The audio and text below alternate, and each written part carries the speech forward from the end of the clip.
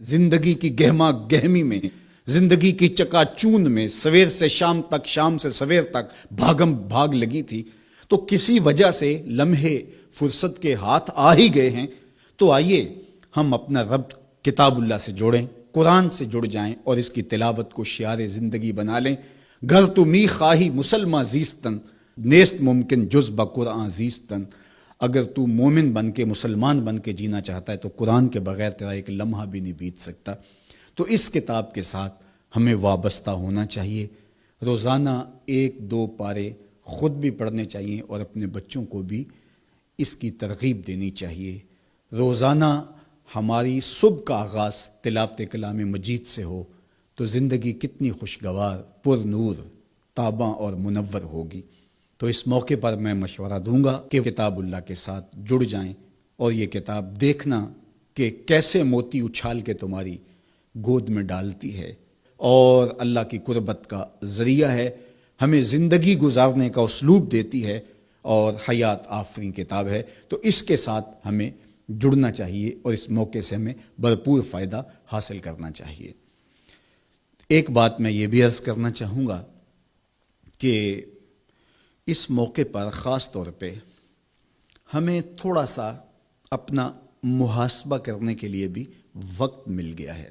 ہم اللہ کی معرفت حاصل کریں، اپنی زندگی کے مقصود اور مدعا کو سمجھیں کہ ہم کیوں تخلیق کیے گئے اور ہمیں فہم و فراست اور عقل و خرد سے کیوں نوازا گیا۔ تو وہ مقصد اگر ہم نے نہیں پایا تو اس موقع پہ ہمیں اپنا محاسبہ کر کے غور کرنا ہوگا اور اپنی زندگی کی راہوں کو درست کرنا ہوگا۔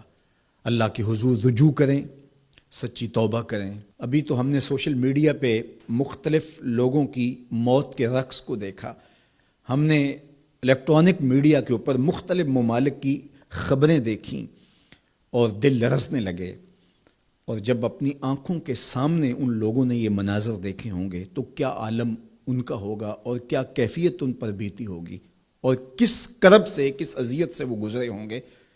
اور ہزاروں انسانوں میں سے کوئی ایک شخص آغوش موت میں اترا اور اس کی سسکیاں اور آخری لمحے اس کی تڑپ اور اس کی بے چینیاں اور اس کے خاندان کی محرومیاں اور ان کی آنکھوں سے برستے ہوئے آنسو دل لرزا دیتے ہیں۔ اور پھر آج کل تو نہ جنازے میں شامل ہو سکیں، نہ غسل اور نہ کفن نصیب ہو سکے، اور کس محرومی کا اس دنیا سے رخصت ہونا، تو انسان لرز کے رہ جاتا ہے۔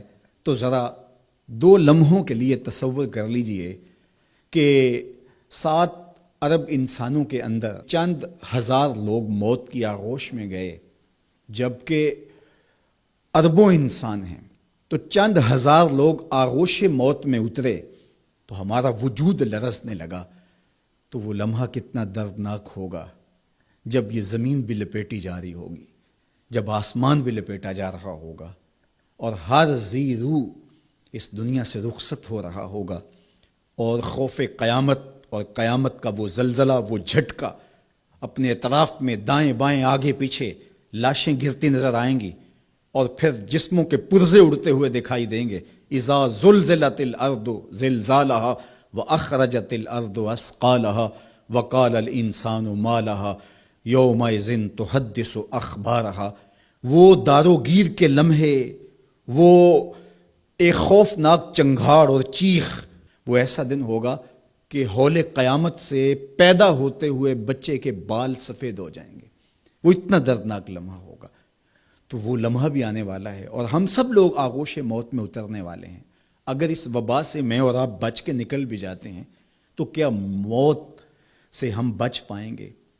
تو یہ ہمارے لیے ایک جھنجھوڑنے کا لمحہ ہے، ہمیں تنبیہ کی جا رہی ہے، یہ تازیانہ عبرت ہے ہمارے لیے، اور ہم اپنی آخرت کی بہتری کے لیے کوشش کر لیں اور دیکھیں کہ یہ لمحات زندگی کے اور یہ گھڑیاں جو آج ہمیں میسر ہیں، ایک وقت آئے گا یہ بھی میسر نہیں ہوں گی، اور اگر آج ہم نے عبرت حاصل نہ کی تو پھر سوائے ہاتھ ملنے کے کچھ نہیں ہوگا۔